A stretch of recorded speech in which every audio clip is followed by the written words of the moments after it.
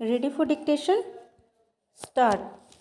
राष्ट्रमंडल खेलों में भारत का प्रदर्शन जितना सुखद उतना ही उत्साहजनक भी रहा है।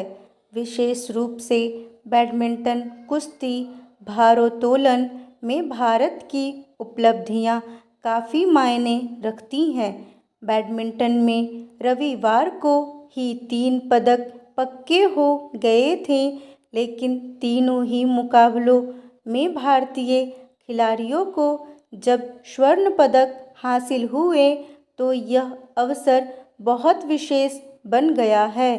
पीवी सिंधु, लक्ष्य सेन के स्वर्ण के अलावा सात्विक व चिराग शेट्टी की जोड़ी ने भी स्वर्ण पर कब्जा करके फिर एक बार साबित किया है कि भारत बैडमिंटन में एक सशक्त राष्ट्र है। पीवी सिंधु की जितनी तारीफ की जाए कम होगी। वह अंतर्राष्ट्रीय मुकाबलों में भारत का सबसे सम्मानित चेहरा बन गई है। लगभग यही सम्मानजनक स्थिति मीराबाई चानू की भारोत्तोलन में और साक्षी मलिक की कुश्ती में बन गई है।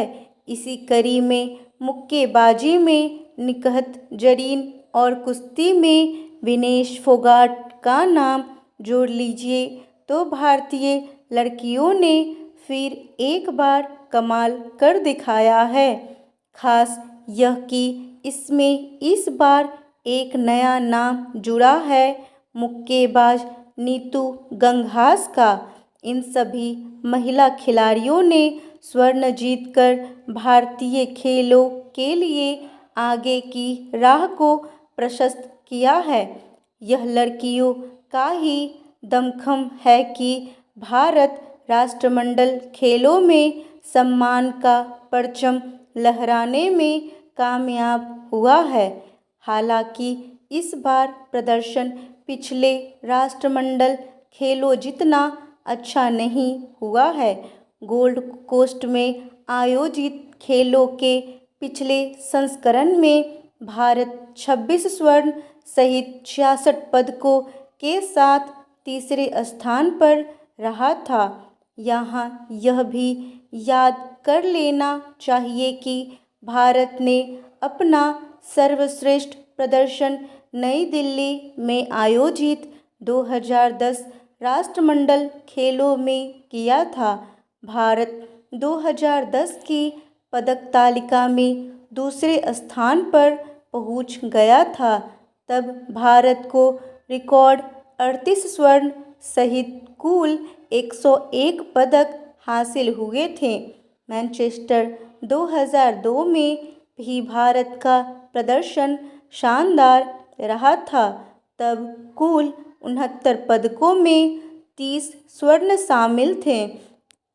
मतलब इस बार के खेलों में अपने प्रदर्शन से भारतीय राष्ट्रमंडल दल को प्रसन्न तो होना चाहिए, लेकिन ज़्यादा अभिभूत होने की ज़रूरत नहीं है।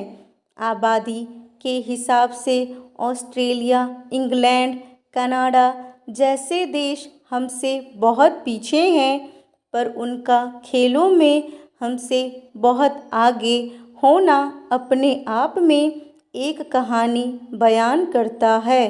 राष्ट्रमंडल खेलों में शामिल करीब 72 देशों के बीच चौथे स्थान पर होना मायने तो रखता है, लेकिन कहना न होगा अब ऐसा प्रदर्शन भारत के आकार प्रकार के बहुत अनुकूल नहीं है।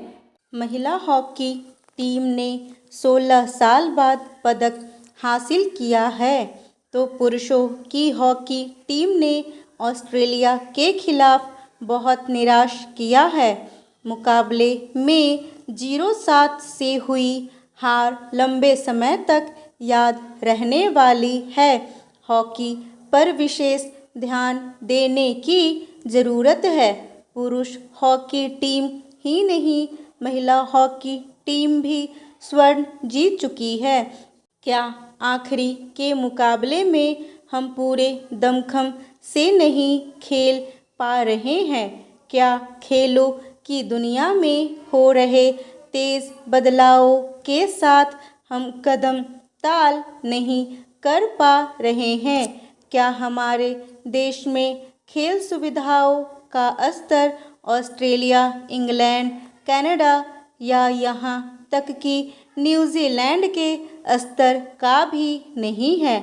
भारतीय खेलों में अब पैसे की कोई कमी नहीं है, अतः भारत में खेल सुविधाओं में भी किसी तरह की कमी नहीं होनी चाहिए। बर्मिंघम के खेलों में हुई पदकों की बरसात और भी अच्छी हो सकती थी, लेकिन जो कमियां रह गई हैं उन्हें जल्द से जल्द दूर करने पर सरकार का ध्यान जाना चाहिए।